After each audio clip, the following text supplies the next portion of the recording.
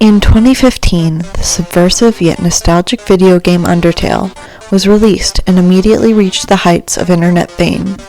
In this video game, the protagonist controls a human that has fallen into the underground, which is filled with a wide variety of colorful characters called monsters.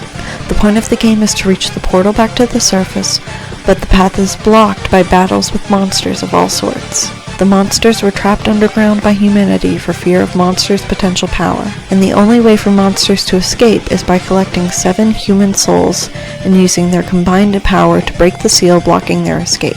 The protagonist character is the last human they would need to kill to escape their prison. One of this game's main claims to fame is that the player can choose one of 3 main ways of playing the game.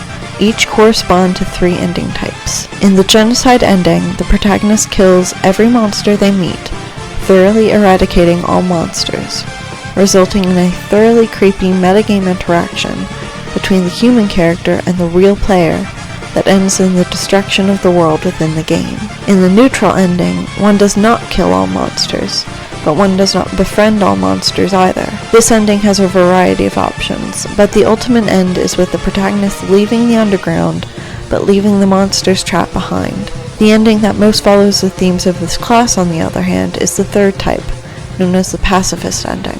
In Undertale, the protagonist of the pacifist route acts as a messianic figure in the liberation of the monsters of the underground, specifically by following the life, acts, and teachings of Jesus. The protagonist of Undertale, mostly referred to as Frisk, was a child from the surface who fell into the realm of monsters, who are, in fact, rarely very monstrous at all. Frisk first meets a motherly goat monster named Toriel, who introduces the player to the world and the mechanics of the game. She mirrors Mother Mary and Mary's role in Jesus' story as the one who Jesus first encounters upon his incarnation, or descent into humanity.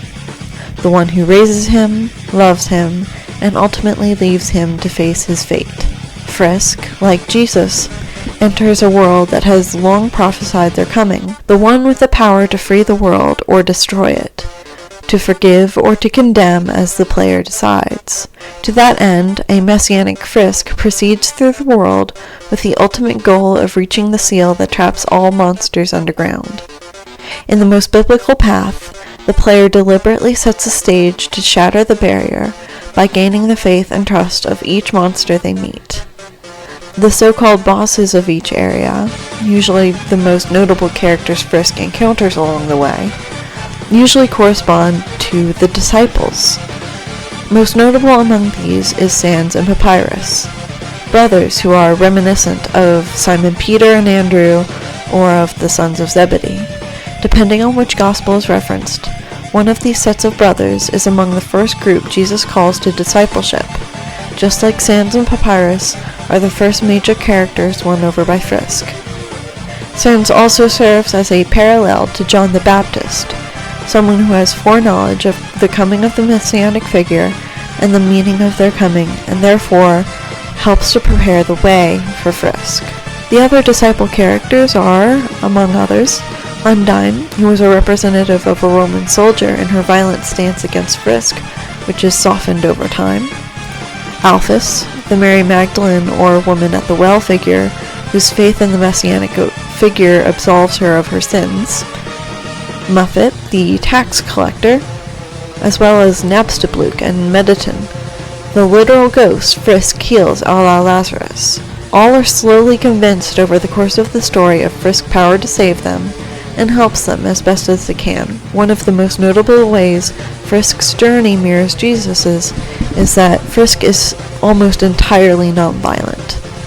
While it is always possible to fight and kill the monsters Frisk encounters, the only way to achieve a true pacifist ending is to spare the monsters you encounter.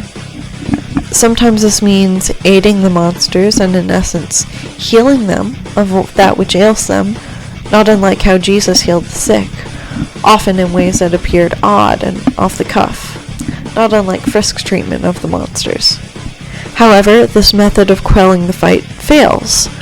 Often, usually in the case of boss battles, Frisk must spare monsters who do not want to be spared, until they can be convinced to end the battle on their own terms. Frisk repeatedly turns the other cheek, even when doing so ends with Frisk's pain, and occasionally death. Indeed, while it is technically possible to beat the game without dying, the average player, read me, dies a lot, but comes back. Resurrection also plays a role in this story. Continuing on, there is only one monster Frisk faces using violence, the King character. Asgore Dreamer is beloved by his subjects because he promises them freedom from their subterranean prison by way of the murder of 7 humans, all of which are implied to be children, considering they have the same size coffins. He is described as nice and loving by his people, but is willing to commit atrocities to free them. He is the Messiah the Jewish people of Jesus' day were expecting, but he is not the one who delivers victory. Frisk is, ultimately without resorting to violence, sparing even the satanic character present in the game and the ultimate evil, Flowey the Flower, or Azrael Dreamer, the king's dead, read fallen, son. The game ends with Frisk ascending back to the heaven-coded surface world, freeing all of the monsters below from the oppressive system that trapped them, just as Jesus has promised to do for his disciples in the end. And while this is not a comprehensive list of all the ways Undertale relates to the Gospel, I think this gives a pretty good overview. I will now be taking questions if you have any. Thank you for your time.